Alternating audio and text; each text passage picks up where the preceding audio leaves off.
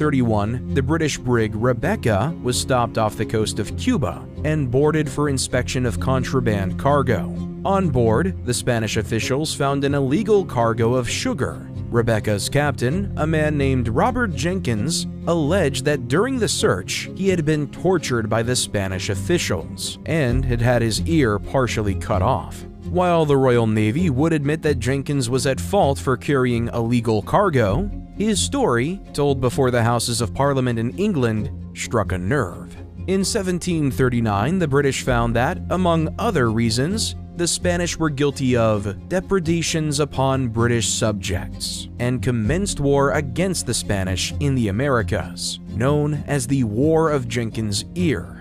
The conflict saw little action on North American shores, with the bulk of the fighting occurring in South America and the Caribbean, as the British Navy attempted to capture and claim multiple Spanish forts and port towns. Fighting between the British colonists in the Carolinas and Georgia and the Spanish colonists in Florida came to little fruit for either side, and again only appeared to do the worst harm to the local Indian tribes who fought on either side. In 1742, another war broke out in Europe, this time between Prussia and Austria over control of Silesia. Once again, a question of the right of succession brought all of Europe's great powers into war. The death of Emperor Charles VI of Austria had left a power vacuum in Central Europe, with Great Britain, the Dutch Republic, Hanover, and Russia supporting Charles VI's daughter, Maria Theresa, as his heir, and France, Spain, Prussia, and Sweden supporting Charles Albert of Bavaria, who believed he had the right of inheritance. This war, known as King George's War in North America and the War of Austrian Succession in Europe, swallowed everything in its wake, including the War of Jenkins' Ear. As war raged in Europe, France and England once again turned their attention toward their North American territories. As before, the Wabanaki Confederacy and the Iroquois Confederacy allied themselves with the French and British, hoping to effect some great change for their rapidly shrinking continent. Fighting focused once again over control of Acadia and the St. Lawrence River. In 1745, the British colonists achieved the first substantial gain in the last 50 years of colonial warfare with the capture of Fortress Louisburg at the mouth of the St. Lawrence River. Fighting stretched down into the colony of New York as well as New England. The war took an awful toll on the British colonists, particularly in the final years of fighting. When the war at last came to an end in 1748, the British colonists were forced to return Louisburg to the French, infuriating the colonists who had won it at an excessive cost of life. Once again, after years of violence, the borders were returned to their pre-war status, with nothing having been gained.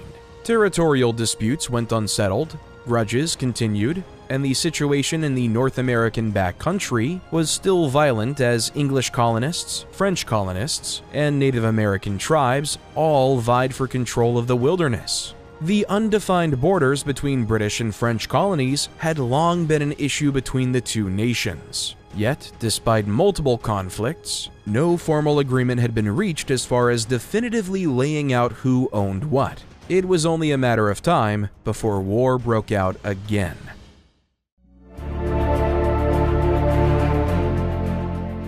In late 1753, the lieutenant governor of the Virginia colony, Robert Dinwiddie, ordered a young Virginia major named George Washington to remove French colonial troops from forts in the Ohio River Valley. The colony of Virginia claimed this territory as its own and felt that it was within their right to vacate the French from the forts, which still dotted the region from the last century of fighting. The expedition resulted in a French rejection of Virginia's demands, and Washington, who was promoted to lieutenant colonel upon his return, was once again sent into the Ohio River Valley to remove the French from their forts, by force if necessary. In April 1754, French troops learned from their native allies, the Mingos, that a small British fort had been built by colonial militia at the forks of the Ohio River. French troops marched to the fort and captured it. They built in its place a much later fortification which they named Fort Duquesne. Meanwhile, further south in the valley, Colonel Washington and his small force of colonial militia and natives, allied to the English, came upon and engaged an encampment of unsuspecting French troops. The French were quickly overwhelmed, and later explained that they had been sent to intercept Washington peacefully and to warn him of his apparent incursion in what they believed was French territory. To Washington's surprise, the leader of the native forces accompanying him, Tonarison, attacked and killed the wounded French commander, likely due to a long-standing hatred of the French. Washington feared the French would attack and constructed a small fort, which he named Fort Necessity. Necessity was, as Washington predicted, quickly surrounded by French troops from Duquesne and forced to surrender. This small skirmish set the world on fire. Lieutenant Governor Dinwiddie called for aid from his fellow colonies and from the British government back in England. Fearing that the incursion would strengthen French claims to the region,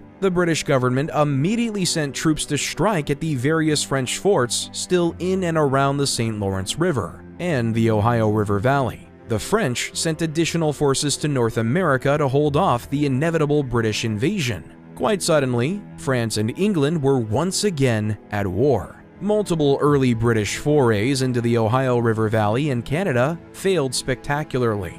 Early into the war, it seemed as though the French would be able to secure their holdings in North America, and even found success in capturing a number of critical British forts in the colony of New York, including Fort Ticonderoga and Fort William Henry. In 1758, fortunes changed for the English, as the complicated system of entangled alliances produced by the past century of war finally ignited the 7 Years' War.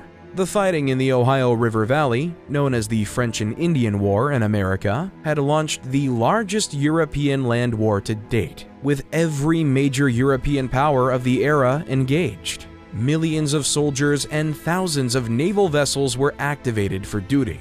Fighting stretched not only across North American, but to Europe, the Caribbean, India, and Asia. As the French were forced to direct their attention to Europe and to other more valuable parts of their empire, the British were able to take advantage on the North American front, with the British Navy actively keeping the French from not being able to resupply along the St. Lawrence River. British and American colonial forces successfully captured Fort Niagara, Fortress Louisbourg, and the city of Quebec. As the French lost more and more ground, it became clear that the fight for North America was over. In 1760, British General Geoffrey Amherst managed to secure a formal surrender from the governor of New France, Pierre-François de Ragueau, Marquis de Vaudreuil-Cavagnol, and largely ended the hostilities in North America. Meanwhile, the 7 Years' War continued abroad and continued to carve pieces from the Kingdom of France and her allies. In 1763, the 7 Years' War officially came to an end, and the French and Indian War with it. Casualties were astronomical for the period, with some estimates reaching as high as 1.4 million. Of that number, the French and Indian War accounted for roughly 23,000 killed, wounded, or captured, just under 2% of the total casualties of the global conflict. For nearly a century, England had beaten back the French, Dutch, and Spanish empires,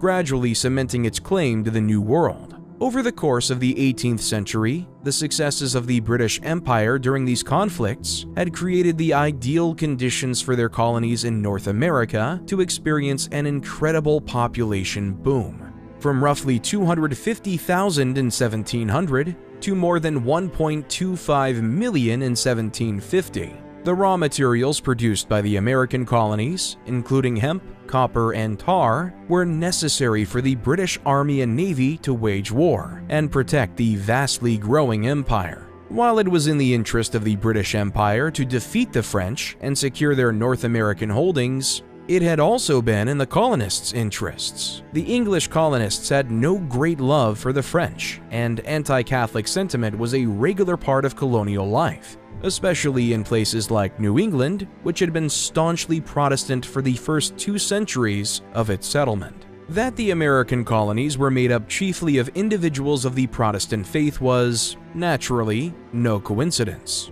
Many Protestant organizations had funded the various colonization efforts through the 17th century, and had maintained a lasting impact and presence into the 1700s.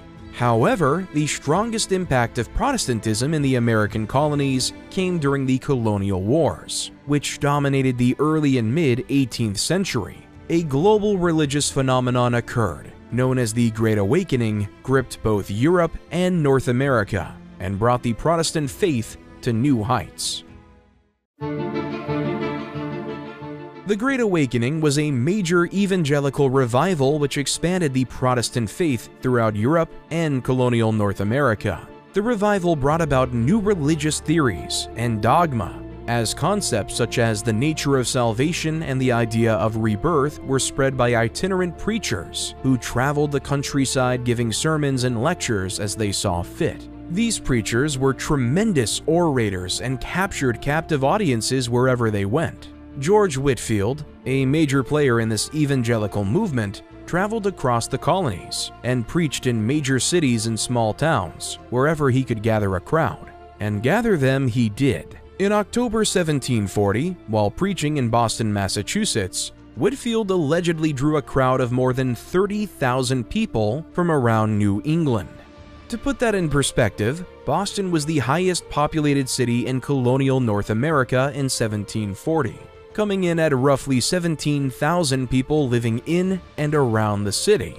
Nearly double the city's population was present to hear Whitefield speak. The movement revived the religious spirit of Christian peoples and reaffirmed their faith through periods of intense conflict and uncertain survival. While the revival did not change governments or raise great armies as religious revivals had done in the past in Europe, the Great Awakening was formative for many individuals in colonial North America, many of whom would go on to be the founding fathers and mothers of the nation. The 1763 Treaty of Paris saw enormous territorial gains